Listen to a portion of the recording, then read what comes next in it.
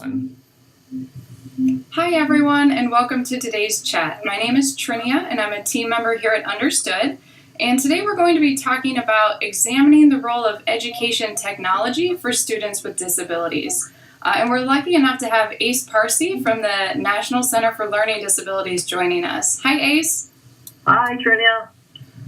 Ace, do you want to take just a minute to introduce yourself, maybe tell a little bit about what the National Center for Learning Disabilities does and what your role is? Sure.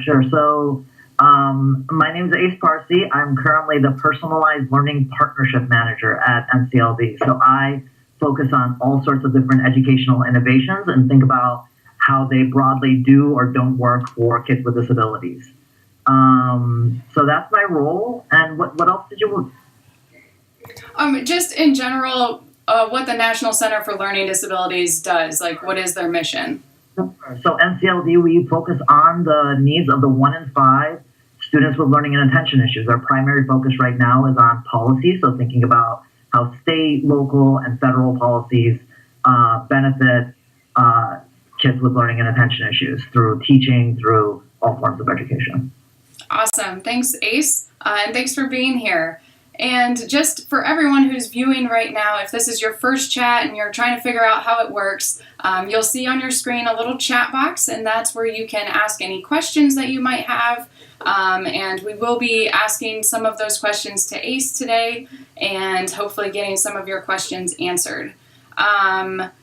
In order to jump in, though, and get us started, Ace, can you talk a little bit about... like we're talking about technology, and a lot of times people think of that as just like one thing in a school or one thing that their kid uses. But can you talk about how parents maybe could think about technology's role in education at a broader level? Yeah. No, I think it's a really good place to start, because often when we hear about technology, it's pitched as this great innovation, that it's the next wave. We use technology in all aspects of our lives, so it seems common sense to use it in education as well. But when you think about technology, I think you should think about it in 3 different categories, and I'll just sort of describe it through an analogy. There's technology that facilitates accessibility, so assistive technology. That's kind of like if you're thinking about education being this room, that gives you the opportunity to enter the room, and that's bold. I mean, that's we've seen so many developments for opportunities that studies and learning with and attention issues wouldn't have had access to, and now they do, and that's great. Then once you enter that room, there's that type of technology that you use to provide greater engagement. So this could be anything from Google Docs to video cameras. It's things that are used in the general education classroom to facilitate a deeper level of engagement with whatever the content is. So that's the second one. And so I kind of think of that, you're in the room and now the walls are expanding. It's not just like the confines of that room. And then there's the type of technology that kind of blows the walls open. So that's your virtual and online platforms that you can learn from anywhere, anytime. So when you think about technology, it's not one thing, it's several different things. And each of those things has different implications for kids with disabilities. We know a lot of more evidence for assistive technology and our kids with disabilities, and we know much less, and even in some places challenge, when you break those walls open. It creates a different sort of learning environment, and those can have positives and negatives for our students. Yeah, absolutely. And on that note, can you talk a little bit about some of the pitfalls that kids with learning and attention issues might experience with technology that's being used? Sure. So I think anytime that you hear a case for why we should use educational technology in our schools, there's a lot of benefits. And what's often challenging is that the challenges are almost like the flip side of the coin of the benefits. So we'll hear that, technology can be used to identify certain challenges with reading and math. So identification is a benefit of technology. But on the other end, for learning and attention issues, we use a lot of social cues to be able to diagnose learning and attention issues. So if we're specifically using technology for that purpose, we may miss some of those cues that are involved in identification. And the same thing goes with a lot of different things. So for example, think about accessibility. that assistive technology has really opened doors for our students with learning and attention issues for things that they wouldn't be able to access. But if the technology is not built with accessibility features, it can actually reduce that accessibility. Stigma, it can help provide engagement in a general education classroom. But again, if your child is the only one using a particular form of technology in the classroom, that can actually increase stigma. Oh, I think Ace, I think we lost you just a minute. Oh, maybe he's coming back. Sorry to our viewers, I think we're having some technical difficulties. Ace, are you back? I'm back. Can you hear me? Yes, we can hear you just fine now. You just cut out for a second if you want to repeat what you were saying. Sure. So we can use technology for greater engagement, but at the same time, technology can also facilitate worksheets on a screen. So there's all these really positives that technology can facilitate in our classroom, but for every single one of those positives, there's also a challenge. And so you need to be able to gauge what is it that they're using, your school and your child's teacher is using technology for, and is there a benefit, and then is there a challenge to that, and have those kinds of conversations. Absolutely. And what does effective use of technology look like in the classroom? How can parents assess if it's being used effectively for their kid? Yeah. So I think that when I mentioned those three different categories, that will change based on what category you're. So if you're thinking about an assistive technology, that will have a very specific purpose. And the gauge of that is just talk to your child. Is it meeting that purpose?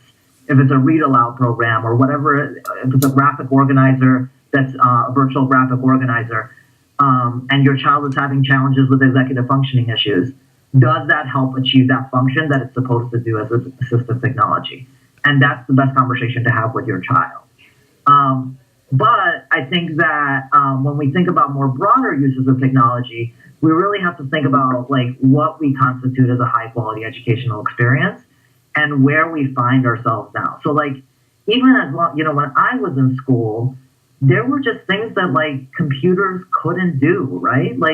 There are a lot of jobs tomorrow that your kids are going to be entering into can either be from the past, it could have been either outsourced or it can be automated. So we need to think about educational experiences as what can't be outsourced or automated. How do we help facilitate our kids having critical thinking skills and problem solving skills and the capacity to collaborate and have specific mindsets that allow them to face challenges and overcome those challenges. And so when technology comes to facilitate and take too much of that pie of what education can be, that can be really challenging. And so I think that the best uses is thinking about technology as a tool rather than the educator of your child. Are your child's teachers effectively trained to use that technology as a tool? And then are they used to use it as from the different levels of learning? So there's one in terms of specifically remembering concepts.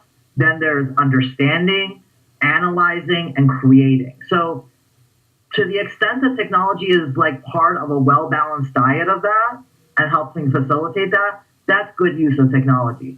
But if your child is just experiencing technology as an online worksheet, you need to go and talk to your child's teacher because that's not really preparing them for the world that they're going to be entering. Mm-hmm.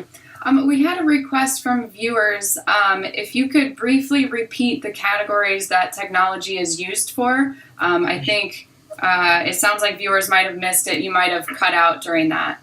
Sure. So I'd say that the three ways that I categorize it is one, assistive technology. So that's got a very specific purpose that it's trying to meet. It's trying to provide access to a type of content or a type of instruction that your child would not be able to previously access. So kind of like the read aloud programs. The second is just any type of, in a general education classroom, the same kind of technology that any student would experience, your child would experience too. So Google Docs is a perfect example of that, right? There's things that our teachers are utilizing technology in the classroom just to facilitate greater engagement, and that's the second category. And then a third is it just kind of like it blows up that kind of the concept. This is more like virtual learning, blended learning experiences, and those are different, and they pose both different sorts of opportunities for our kids, but a lot of also challenges that we need to be aware of. Awesome. Thanks for repeating those. That's helpful. And can you give do you have any suggestions for how parents can have that conversation with teachers and with schools about the technology that's being used, whether they're requesting specific assistive technology or if they're thinking about just the technology that's being used in the classroom for all of the students and how it can be better used for their individual child? How can they have that conversation and what should they be asking? Yeah. So I think it depends on who you're talking to. So if you're talking to an administrator, there's a reason I'm hoping that they've adopted that technology. So that technology feeds into a certain vision of learning, and you should be clear in terms of what that vision is and how the technology that's offered in the school helps facilitate that vision for your child. So I think that like often administrators don't know what they don't know. So like knowing what accessibility is, knowing like whether it aligns with principles of universal design for learning. Those are really important questions to ask your administrators.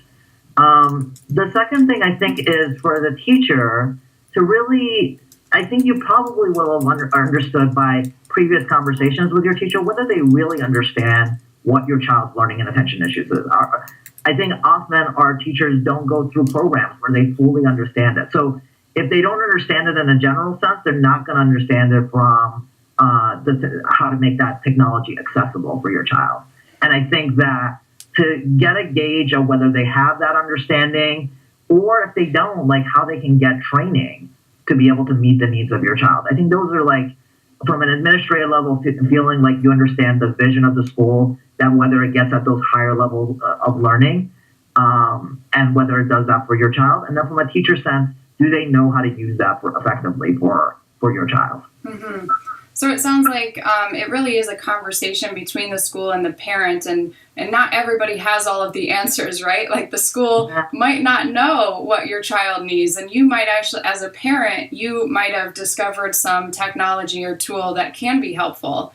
And I know we had a question come in asking about like specific technology for a student with dysgraphia, and I know we don't want to jump into like specific technology recommendations because I know that's not really what your expertise is, Ace. Can you talk a little bit about, I guess the question is kind of related to stigma of like if one child has a tool or assistive technology they're using in the classroom that nobody else is using or that's disruptive to other students, and maybe they need to find a way to have technology that's not stigmatized or not disruptive to other students. I don't know if you have any thoughts on. Yeah. So I think that's ultimately, that's part of that conversation to have with the administrators and teachers is like, I don't want my child to feel like they're singled out. And the best form of that, I think, is that when that technology is just available to all kids, right? Like, I think part of that is that universal design aspect of it. And part of it is the culture in the classroom. Like,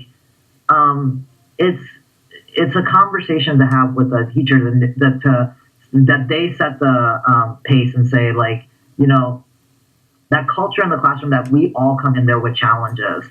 And some of us use this technology, some of us use something else. That using something doesn't mean that you're less than.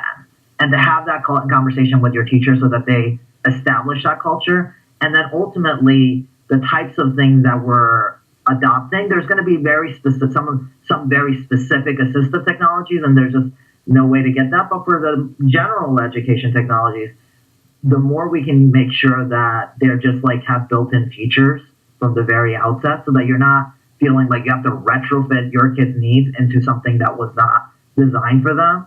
That's, I think, the ultimate thing, is that like all children can have effective entryways to using that. I love that you point out that technology can be used, that all kids have access to, but can be specialized for individual needs. But also that if we build a culture like in our classrooms and in our schools where it's okay for people to have different needs, and it's okay if one kid needs a specific type of assistive technology, like it's just like some kids need glasses, right? And some kids don't. Yeah.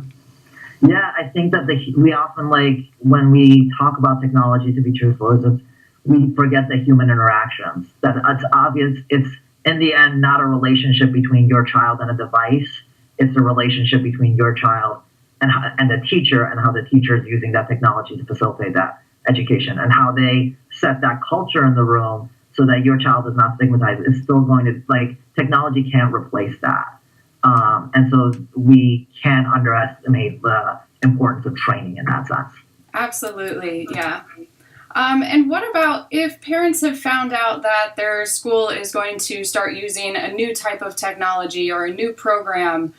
What kind of questions should they be asking the school about that technology that's being put in place? Mm-hmm. So one is, I think, around just issues of privacy and how data is collected.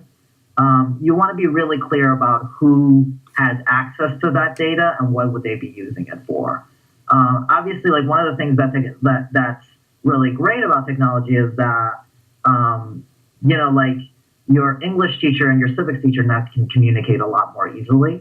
But you have to be able to be sure that, like, the information is relevant. So, like, for example, if there's behavioral issues and your kid has a bad day in the English class and it's just tracked into that system, and it would bias, it could potentially bias another teacher's perspective of your kid. So one is, I think, around data, just like, what's the data that's being collected? How is it being used responsibly? We want data, but we also want it to be used responsibly. I think that the other thing really comes into the issue of the vision of the technology. As I mentioned, like, it's really important that we're being real about what our kids need to do at the next level. And they don't need to, like, just do the very basics. They need to have complex thinking. And so that technology should be facilitating more complex thinking experiences. And your teachers should know how to do that. Like, they should be able to explain that to you, of how they're using technology to facilitate that. For sure. We had a question come in about the chat topic and what we're actually discussing, and I just want to quickly clarify. This discussion today is not about specific types of assistive technology. So if you're looking for recommendations of what you can use for your child, I would recommend doing a search on understood.org. We do have a tech platform that you can search for different types of technology for your child. We also do have specific assistive technology chats. So if you look on u.org/calendar, you can look for an upcoming chat about assistive technology, or go back and look for old chats that have been previously recorded about that topic. But moving on, Ace, we also received a question about having that conversation with teachers. And so Anne is asking, how do you recommend discussing classroom culture with the teacher without it becoming hostile or defensive? So how can you approach that conversation and not offend the teacher or make them think that you're accusing them of being a bad teacher? Yeah. I would say start off with a conversation like you're on their team. Not that they're, you're coming down on them, because, that I think is a much better starting point, to say that, hey, like, I know you're using this kind of technology in your classroom. I want to work with you. I want to, like, make sure that it's working and I'm really, like, come in with, like, a sense of excitement. Like, I'm really here to, this, rather than coming in with that Ace. level of, like, Ace, you cut out for just a minute. Yeah. Can you repeat that sentence?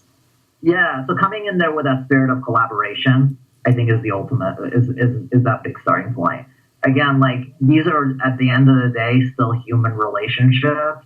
And so the teacher themselves may feel really vulnerable because they might not know how to use that technology effectively, or they might not understand. And, like, dinging them for that is not going to really help your child. I think that coming in there from a spirit of collaboration and saying that I want to be like on your team to be able to work with this and make sure that this is as effective as possible for my child. Can you like explain it, like get that sense of like how much they know, and what they don't know.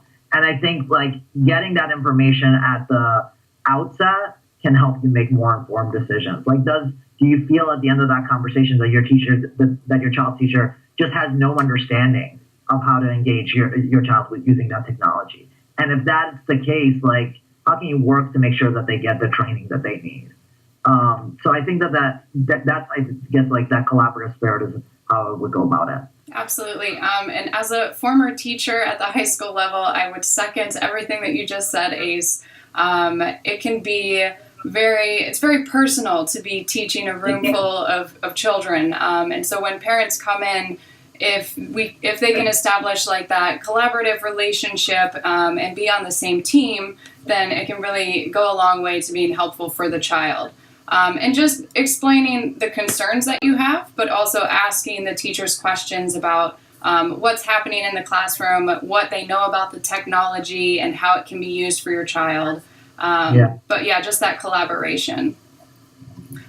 Ace, I'm wondering, so there's a lot of, some parents and students are moving towards virtual schools. Sometimes in the regular schools, they're also using like personalized learning where kids will go on computers and spend part of their time learning on the computer individually. Do you have any thoughts about what parents should know about these types of programs? Yeah. So here's the research that I've seen on this. Parents of children with learning and attention issues are often really they really love these programs. And when you look at the surveys of why, it's not really the quality of the program themselves, but it's like what they're escaping in their traditional school. So I think the number one thing is don't look at these programs as an escape valve for your child. Like your child's education is precious and you shouldn't squander it with a program that doesn't meet their needs. So I would say that there are, for me, in all the forms of technology, I am the most skeptical about this one. And I think that the evidence that I would say is, one, when you look at the accountability indicators of a lot of these programs, that they have incredibly low graduation rates and achievement rates often for all students and students with disabilities. So I think that that's one of the problems that when you look at the outcomes and be really clear and whenever you're thinking about your child going into one of these programs, be very clear in asking about what those outcomes of their programs are. What are the traditional achievement outcomes? What are the graduation rates of your child in high school? And then do they facilitate those kinds of higher, deeper level learning needs for your child as well? I think the other issue is that really this field has been expanding so quickly that there's not a lot of policy oversight in this. So there's a Center for Online Learning and Students with Disabilities. I would suggest if you're thinking about putting your child in one of these programs, to go read some of the research that centers come out with. I don't know what the latest is, but as of 2 years ago, most of these only of the 55 states and territories, for example, only 21 had state mandated vendor applications for online providers to know about students with disabilities and their needs. So there's all sorts of issues in terms of IDEA legal requirements and things that you have in your traditional school that might not be effectively addressed. So know your child's rights and know to the extent that there's specific indicators. Yeah, I think Oh, go ahead. Oh, I was just going to say that's so important to be looking at the outcomes for the programs and seeing what kind of supports that your student could be getting. And they might look a lot different from what your child gets at a traditional school.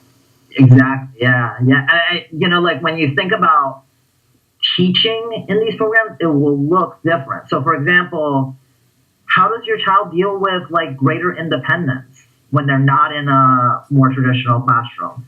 How do they relate to real-time chat features, which is often and very heavily used in these programs?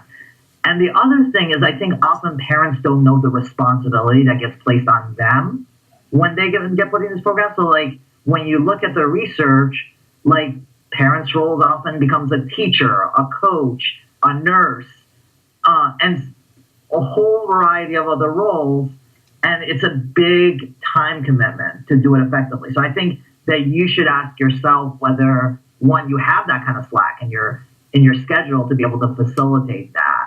What are the expectations of the program in terms of your participation in your child's education, and how do they support that? So, like, I think outcomes, expectations of you as a parent, the types of learning needs of your child, whether it's accessible, who's responsible for teaching your child, like who do you go to if there's challenges? Those are all, I think, like what's the student-teacher ratio?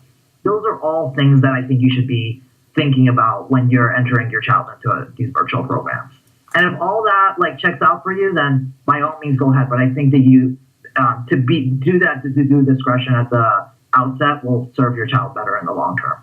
Yeah, those are great points. And we definitely recognize that sometimes these platforms or these virtual schools are the right option for kids. And it's just important to do the due diligence to make sure before you make that leap that you've looked into it and looked at the outcomes, looked at what's available for your child before making that decision. Ace, we had a question. Can you repeat the name? You mentioned a center that... Yeah, can you repeat the name? So it's no longer functioning, but the resources will all be there. It's the Center for Online Learning and Students with Disabilities. Okay. COLSD, I think is the acronym for it. Great, thank you. And we're just about out of time, but Ace, can you tell our viewers where they can find more information? Sure. So I think that some places to go, I think like in terms of thinking about it from universal design for learning standpoint, CAST is always a great resource from that in terms of evaluating what technologies work and what don't. Did you say CAST? CAST, C-A-S-T. It's one of the understood partners. The UDL Center is another place to go to look at like effective. And then in the coming months, NCLD will be coming out with a number of publications. And of course, there's a wealth of resources right now on Understood to look at. Awesome. Thank you so much, Ace. This has been a great conversation, and we appreciate you being here. Thank you for having me. And thank you to all of our viewers today. We appreciate you being here and participating. If you have more questions, you can always join our community where other families can give advice to each other. And our experts like Ace often pop into those community chats as well and offer their ideas and suggestions. You can find that at u.org/community. And as always, you can find our archived chats and also upcoming chats at u.org/calendar. Thanks for joining us today.